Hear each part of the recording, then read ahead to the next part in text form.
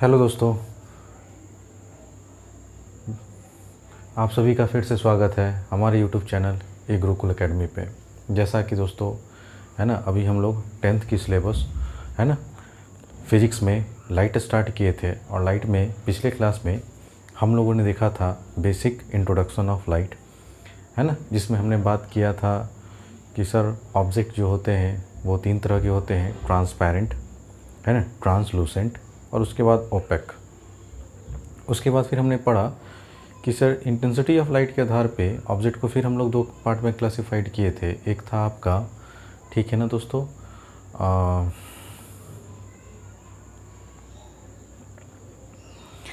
तो एक आपका था दोस्तों है ना लुमिनस ऑब्जेक्ट, एक था आपका नॉन लुमिनस ऑब्जेक्ट, ठीक है ना। और लुमिनस ऑब्जेक्ट के बारे में हम लोग ये देखे थे, दोज ऑब्जेक्ट हु इमिट है ना, those object which emit their own light are known as luminous object, whereas those object which emits the lights of other object। अब यहाँ other object कौन होगा दोस्तों, तो जाहिर सी बात है luminous object ही होगा, ठीक है ना। उसके लाइट को रिफ्लेक्ट करने के बाद वो रोशनी देता था, नहीं दोस्तों।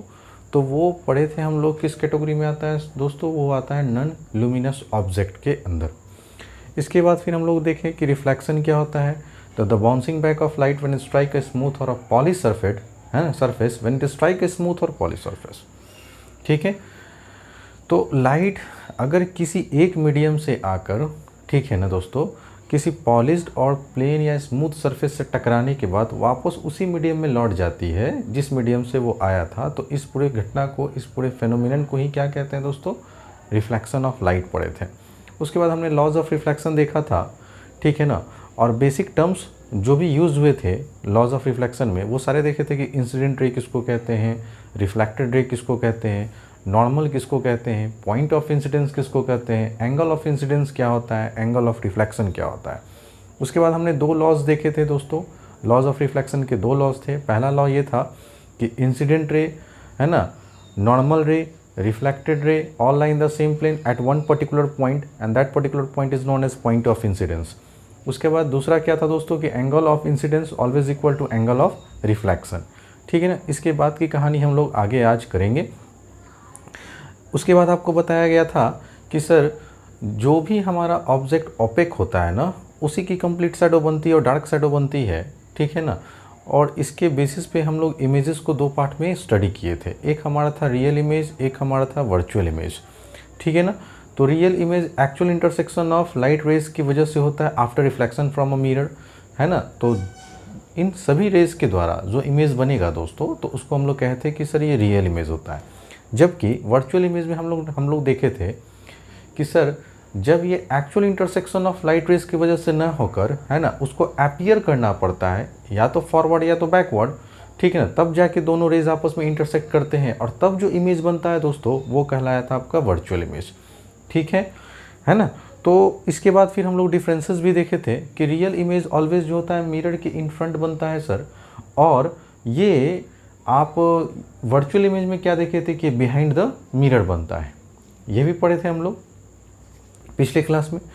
अच्छा सर, इसके बाद फिर आप क्या देखे थे कि sir real image always inverted होता है, जबकि वर्चुअल इमेज ऑलवेज क्या होता है दोस्तों, इरेक्ट होता है। इन सभी चीज़ों के बाद हम लोग ये भी देखे थे कि real image can be obtain in screen, ठीक है ना, लेकिन वर्चुअल इमेज को हम लोग ऑब्टेंड नहीं कर सकते स्क्रीन पे। तो ये 4 बेसिक डिफरेंसेस थे रियल इमेज और वर्चुअल इमेज के बीच में, जिनको आपको एकदम अच्छे से याद कर लेना होगा, ठीक है दोस्तों। इसके बाद फिर हम लोग देखे थे characteristics of images found by a plane mirror. तो अगर आप किसी प्लेन मिरर के सामने अगर आप खड़े होते हो, तो आप देखते हो कि जो आपकी हाइट है ना, सेम हाइट आपके इमेज का रहता है मिरर में। इसका मतलब हाइट ऑफ ऑब्जेक्ट है ना is equal to height of image था सर। दूसरा क्या था दोस्तों पॉइंट, कि अगर हम मिरर से जितने दूरी पे रहेंगे ना, तो हमारा इमेज मिरर से उतना ही पीछे बनता है, और मिरर से जो ऑब्जेक्ट का डिस्टेंस होता है दोस्तों, उसको यू से रिप्रेजेंट करते हैं। और पिछले क्लास में ये भी बताया गया था कि यू को हम लोग कहते हैं ऑब्जेक्ट डिस्टेंस, जबकि मिरर से जो इमेज का डिस्टेंस होता है ना दोस्तों, उसको वी से रिप्रेजेंट करते हैं, स्मॉल वी से, ठीक है ना। और इस स्मॉल वी को हमने कहा था कि इसको सर कहेंगे इमेज डिस्टेंस। तो ऑब्जेक्ट डिस्टेंस ऑलवेज इक्वल होता है इमेज डिस्टेंस के, ठीक है दोस्तों। इसके बाद की कहानी क्या थी कि अगर आप मिरर के सामने लेफ्ट हैंड उठाएंगे तो आपका इमेज राइट हैंड उठाएगा, और अगर आप मिरर के सामने राइट हैंड उठाएंगे तो आपके इमेज लेफ्ट हैंड उठाएंगे। तो ये जो लेफ्ट राइट रिवर्सल होता है ना दोस्तों, इसको कहते हैं लैटरली इन्वर्टेड, और पूरे घटना को क्या कहते हैं, लैटरल इन्वर्सन। ठीक है, तो images found by plane mirror जो होता है दोस्तों वो लैटरली इन्वर्टेड होते हैं। It shows the phenomenon of lateral inversion. ठीक है, बोलिए दोस्तों कोई दिक्कत है यहाँ पे? आप बोलेंगे नहीं सर। अब इसके बाद हम लोग आज, ठीक है ना, जैसा कि आप टॉपिक देख रहे हैं, अब हमको जो मिरर पढ़ना है दोस्तों वो पढ़ना है कर्व्ड और स्फेरिकल मिरर। ठीक है ना, तो इससे जानने से पहले आप एक छोटे छोटे पॉइंट है वो डिस्कस करना मैं मुनासिब समझूंगा, इसलिए देखिएगा रे के बारे में। तो अरे ऑफ लाइट क्या होता है दोस्तों? तो अगर एक रे को अगर दिखाना रहेगा तो हम ऐसे दिखाएंगे, तो पथ followed by light energy in a transparent medium. याद रखिएगा किस मीडियम की बात मैं कर रहा हूँ, ट्रांसपेरेंट मीडियम की। ठीक है, ट्रांसपेरेंट मीडियम की मैं बात कर रहा हूँ। तो आप कैसे डिफाइन करोगे इसको? A ray of light is defined as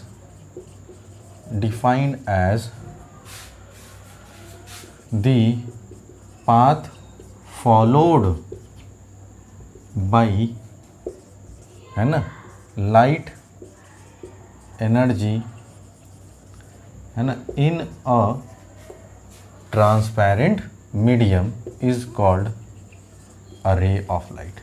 इसी को हम लोग क्या बोलेंगे दोस्तों? रे ऑफ लाइट बोलेंगे। रे ऑफ लाइट को जनरली हम लोग रिप्रेजेंट करते हैं ऐसे। ठीक है ना, तो आप ए भी देके आप ऐसे भी रिप्रेजेंट कर सकते हैं। अगर मान लीजिए कि ये मेरा ए है और ये मेरा बी है, और मैथमेटिक्स में जब अगर रे को डिफाइन करेंगे दोस्तों तो हम ये कहते थे कि एक रे का क्या होता है, एक ही एंड पॉइंट होता है। ठीक है ना, और एक है ना एंड से इसको हम लोग ही प्रोसीड कर सकते हैं। ठीक है, तो a ray has only one end point, it can be proceeded in only in one direction. ठीक है, जबकि अगर यहीं से आपको बोला जाए कि सर बीम ऑफ रेज क्या होता है, बीम ऑफ रेस, तो अगर आप देखें बीम ऑफ रेस को अगर मैं डिफाइन करूं तो कैसे करूंगा, एक रे, दो रे, है ना, तीन रे, चार रे, इस तरह से जितने मल्टीपल टाइम्स ऑफ रेस को अगर आप एक ग्रुप में, एक पर्टिकुलर ग्रुप में अगर आप सारे रेस को इकट्ठा कर दोगे, ठीक है ना, तो ये होगा बीम ऑफ पैरेलल रेस, है ना। और ये बीम ऑफ पैरेलल रेस जाहिर सी बात है उसके लिए हमको सोर्स चाहिए जो लाइट इमिट करेगा। तो जो सोर्स ऑफ ऑब्जेक्ट अगर पैरेलल बीम ऑफ रेज को, group of parallel beam of rays को इमिट करता है ना दोस्तों, तो उसको हम लोग कहते हैं पैरेलल बीम ऑफ रेज। क्या बोलेंगे दोस्तों? पैरेलल, है ना, बीम ऑफ रेज करेंगे। तो आप यहां से कह सकते हैं कि group of rays, a group of parallel rays कर लीजिए, a group of parallel rays of light emitted by any source of, है ना, light object, light emitting object, light emitting object, ठीक है, is called parallel beam of rays. ठीक है, तो ये भी कुछ बेसिक पॉइंट था जो लड़कों को पिछले क्लास में रेज क्या होता है sir, parallel beam of rays क्या होता है, जिनको नहीं समझ में आया था। उम्मीद करता हूं दोस्तों कि अब आपको भली भांति समझ में आ रहा होगा। ठीक है ना, अब यहाँ से, है ना, अब देखिए किसी 10th के बच्चे को ये कभी नहीं पूछेगा कि डिफाइन कीजिए रे और डिफाइन कीजिए पैरेलल बीम ऑफ रेज को। ठीक है ना, और याद रखिएगा दोस्तों ये जो लाइट है ना ये एक कंबाइंड टॉपिक है साइंस का। अगर आप साइंस, अगर आप 8th में और 10th में अगर अच्छे से पढ़ लेते हैं, 8, 9, 10th ना, तो अगर आप आगे चलकर कुछ बच्चे अगर जनरल कंपटीशन का तैयारी करना चाहते हैं, जैसे हो गया रेलवे का एग्ज़ाम, एसएससी का एग्ज़ाम, ठीक है ना, एनटीपीसी का भी हो गया, वो रेलवे में ही आता है, ग्रुप डी का भी आता है। तो अगर जिन बच्चों को लैंग्वेज में कोई प्रॉब्लम नहीं है, ठीक है ना, तो वो अगर इस वीडियो को भी पहली बार देख रहे हैं ना, तो उनके लिए ये बहुत अच्छा है, क्योंकि मैं यहाँ बेसिक से स्टार्ट कर रहा हूँ। और जितने भी तरह के क्वेश्चन पूछे जाते हैं, चाहे वो आपके सीबीएसई बोर्ड के हों, चाहे वो आईसीएसई बोर्ड के हों, ठीक है, चाहे वो क्लास 8th के हों, है ना, चाहे वो लड़के क्लास 10th के हो, चाहे वो जनरल कंपटीशन की तैयारी क्यों ना कर रहे हो, अगर यहाँ पे एक बार ढंग से अगर आप पढ़ ली ना दोस्तों, तो मैं पर्सनल गारंटी के साथ कहता हूँ आपका एक भी क्वेश्चन नहीं छूटेगा। ठीक है ना, आइए एक एक कर हम लोग इस टॉपिक को आगे बढ़ाते हैं दोस्तों। ठीक है, तो एक बार आप स्क्रीनशॉट ले सकते हैं, या जो बच्चे नोट्स बना रहे हैं ना प्रॉपर तरीके से, वो नोट्स भी बना सकते हैं दोस्तों, कोई प्रॉब्लम नहीं है।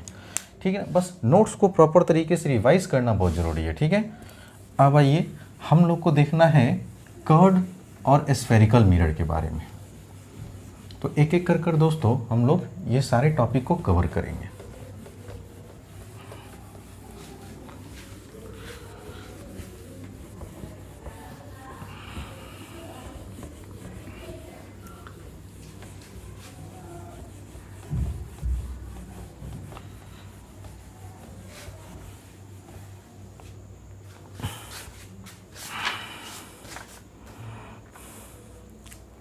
लिखिएगा दोस्तों, कर्व्ड और स्फेरिकल मिरर के बारे में लिखवा रहा हूँ। A mirror whose reflecting surface is curved or spherical is called spherical mirror. इसी को क्या बोलेंगे दोस्तों? Spherical mirror. सब समझा रहे हैं, पहले आप लिखते चलिए, है ना। तो कर्व्ड और स्फेरिकल मिरर किसको बोलेंगे? वो हर तमाम तरह के मिरर जिसका रिफ्लेक्टिंग सरफेस, जिस सरफेस से रिफ्लेक्शन हो रहा होगा, अगर वो कर्व्ड हो या स्फेरिकल हो दोस्तों, तो उसको क्या बोलेंगे? Spherical mirror. ठीक है ना। तो spherical mirrors are of two types।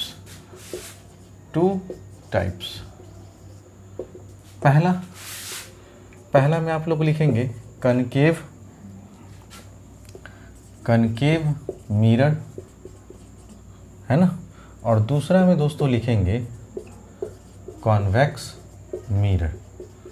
अब यहीं पे मैं कनकेव मिरर और कॉन्वेक्स मिरर को भी डिफाइन करने वाला हूँ। तो spherical mirror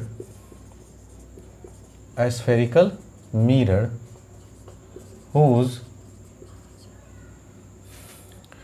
outer surface is painted or polished and reflection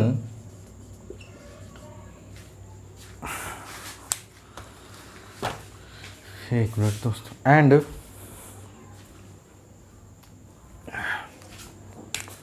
reflection occurs through its inner surface, है ना।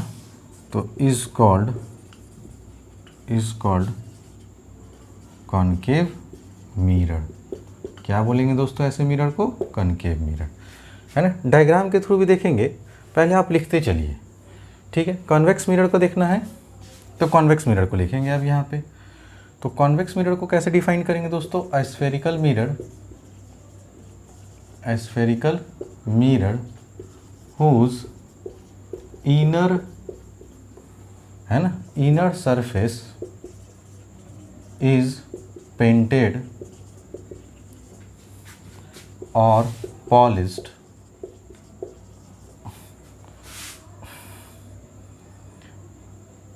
and reflection occurs through, है ना, its outer surface is called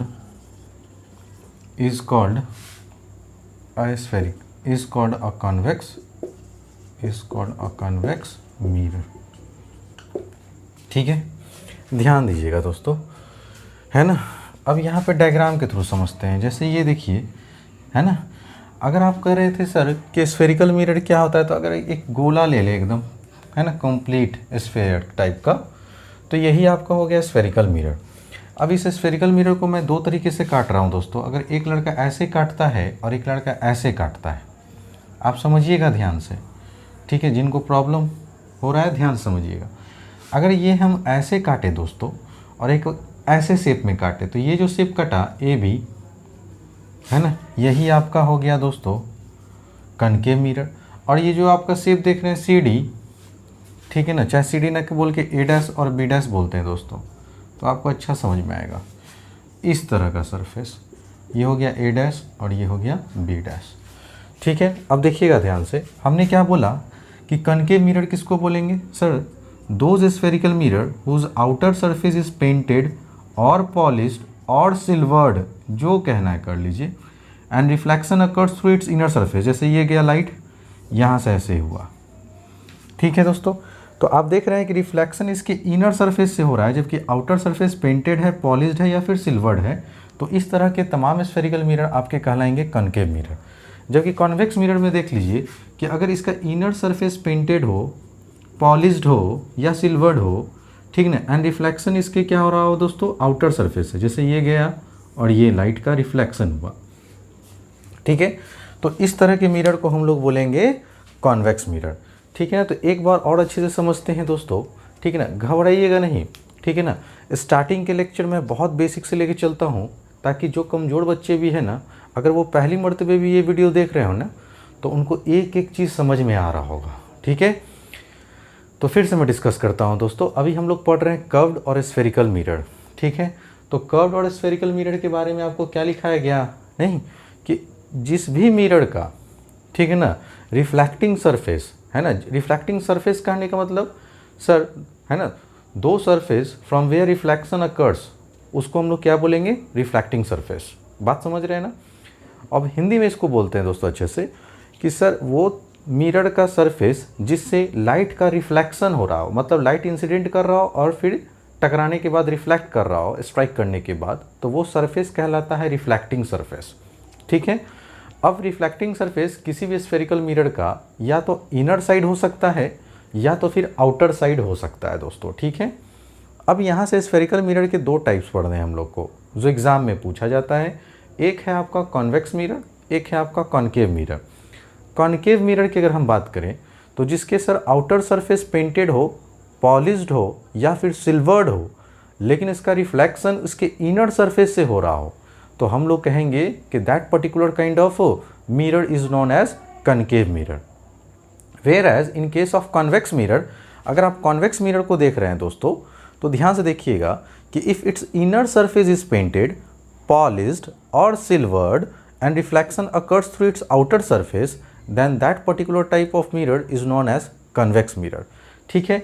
अब यहाँ से एक बात और आपको नोट में मैं करके लिखवाना चाहता हूँ, ठीक है ना। तो आप यहीं पे लिख लीजिए नंबर 2 पॉइंट पे, ठीक है ना, यहीं पे लिख लीजिए दोस्तों नंबर 2 पॉइंट पे कि कनकेव मिरर है ना is also called converging mirror, converging mirror, ठीक है। और यहाँ पे भी नंबर 2 पॉइंट पे लिख लीजिएगा दोस्तों, नंबर 2 पे कि convex mirror is also called diverging mirror, diverging mirror, ठीक है। मैं इसको एक्सप्लेन करूँगा बस 2 मिनट के बाद कि कनकेव मिरर को कन्वर्जिंग मिरर क्यों कहा जाता है और कॉन्वेक्स मिरर को डाइवर्जिंग मिरर ही क्यों कहा जाता है। अभी फ़िलहाल आप ये जानिए कि सर कॉन्केव मिरर का एक और नाम है कन्वर्जिंग मिरर और कॉन्वेक्स मिरर का एक और नाम है diverging mirror. So take your time please.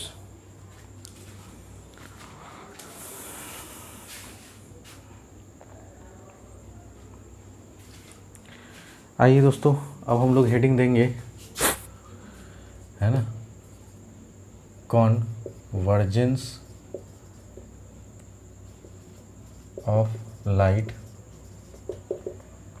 है ना। हेडिंग दीजिएगा दोस्तों कन्वर्जेंस ऑफ अ लाइट, है ना। If a parallel beam of light after reflection from a mirror meet at a point, then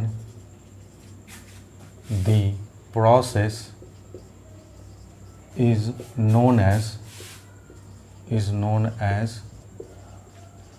convergence of light। ठीक है दोस्तों, नहीं आइए दूसरा हेडिंग देंगे divergence of light. If a parallel beam of light after reflection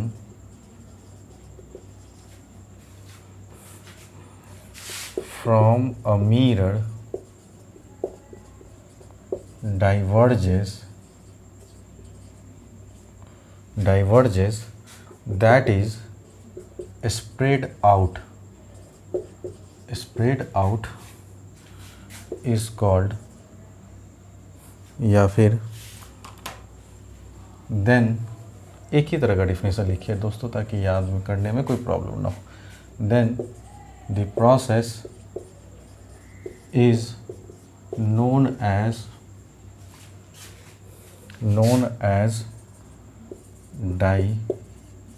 divergence of light. अब इसको diagrammatically समझते हैं दोस्तों। जैसे अगर आप कॉनकेव मिरर को देखें तो आउटर सरफेस पेंटेड होता है दोस्तों और रिफ्लेक्शन इसके इनर सरफेस से होता है ना। तो मान लीजिए अभी हम सब डिस्कस करेंगे, ठीक है दोस्तों। ये पोल है, ये फोकस है ना, और ये सेंटर ऑफ कर्वेचर है। तो एक पैरेलल बीम ऑफ लाइट ये हुआ, एक ये हुआ है ना, एक यहाँ से ले लीजिए है ना, और एक यहाँ से ले लीजिए। सारे के सारे रे पैरेलल है ना। तो मिरर से टकराने के बाद ये कन्वर्ज करेगा पॉइंट F पे। सारा रेज देखिए आफ्टर रिफ्लेक्शन फ्रॉम मिरर है ना, क्या कर रहा है दोस्तों, एक ही पॉइंट पे मिल रहा है। और एक पॉइंट पे मिलने को ही कहते हैं कन्वर्ज करना या कन्वर्जेंस ऑफ लाइट। सारे लाइट रेज जो मिरर पे पैरेलली इंसिडेंट किए गए आफ्टर रिफ्लेक्शन वो एक ही पॉइंट पे मिल रहा है, कन्वर्ज कर रहा है, इसलिए इस प्रोसेस को कहा जाता है कन्वर्जेंस ऑफ लाइट। जबकि डाइवर्जेंस की अगर बात करें दोस्तों, तो अगर इसका इनर सरफेस पेंटेड हो, पॉलिश्ड हो, सिल्वर हो और रिफ्लेक्शन इसके अगर आउटर सरफेस से होता था तो आप इसको पढ़ते थे, ठीक है ना, कॉन्वेक्स मिरर। इधर इसका फोकस होगा, इधर इसका सेंटर ऑफ कर्वेचर होगा। तो एक पैरेलल बीम ऑफ रेज ये रहा, एक ये रे रहा। इसी तरह से नीचे में भी दो दिखाइए, सफिशिएंट है दोस्तों, आपका जितना मन करे उतना दिखाइए। अब क्या लेंगे, आप टारगेट लेंगे, सारे रेज को पहले F से डॉटेड लाइन से मिलाइए, ठीक है। इसको भी आप डॉटेड लाइन से मिलाइए, इसको भी आप डॉटेड है ना रे से मिला दीजिए, इसको भी डॉटेड लाइन से मिला दीजिए। अब जैसे ही मिला इसको रिफ्लेक्ट करवा दीजिए, यहाँ से इसको रिफ्लेक्ट करवाइए, यहाँ से इसको ऐसे रिफ्लेक्ट करवाएंगे दोस्तों, और यहाँ से इसको ऐसे रिफ्लेक्ट करवाएंगे। तो आप क्या देखें कि जब हम लोग पैरेलल बीम ऑफ रेज को है ना कॉन्वेक्स मिरर पे इंसिडेंट करवाएं, तो इंसिडेंट करने के बाद रिफ्लेक्शन हुआ, और इस रिफ्लेक्शन होने के बाद ये क्या हुआ, डाइवर्ज किया, मतलब स्प्रेड आउट, बाहर की तरफ छितर छितर के जाने लगा। लेकिन जब इसको पीछे की ओर बढ़ाए ना दोस्तों, तो सारा का सारा फिर से ये डाइवर्जेंस रेज जो डाइवर्ज कर गया, इसको पीछे के तरफ प्रोसीड करने के बाद फिर से एक पर्टिकुलर पॉइंट पे मिला, and this process is known as divergence of light. तो ये फिगर जो है दोस्तों, ये है आपका कन्वर्जेंस ऑफ लाइट, ठीक है। जबकि यह फिगर है दोस्तों आपका डाइवर्जेंस ऑफ लाइट, ठीक है दोस्तों। उम्मीद करता हूँ कि आपको सारी बातें अच्छे से समझ में आ रहा होगा। देखिए मैं जैसा ऑफलाइन के बैचेस में जैसा पढ़ाता हूँ दोस्तों ना, ठीक वैसा ही आपको यूट्यूब पे एक एक कंटेंट एक एक प्रॉपर तरीके से और एक सिस्टमेटिक तरीके से from basic to high level आपको ले जाऊँगा, ठीक है ना। अगर आपको मेरे पे भरोसा है दोस्तों, तो आप बने रहिए ई गुरुकुल एकेडमी के साथ। चैनल अगर अभी तक सब्सक्राइब नहीं किया ना दोस्तों, तो आप लोग प्लीज़ है ना, ई गुरुकुल एकेडमी को सब्सक्राइब करें, लाइक करें और मैक्सिमम से मैक्सिमम अपने दोस्तों तक शेयर करें इस वीडियोस को।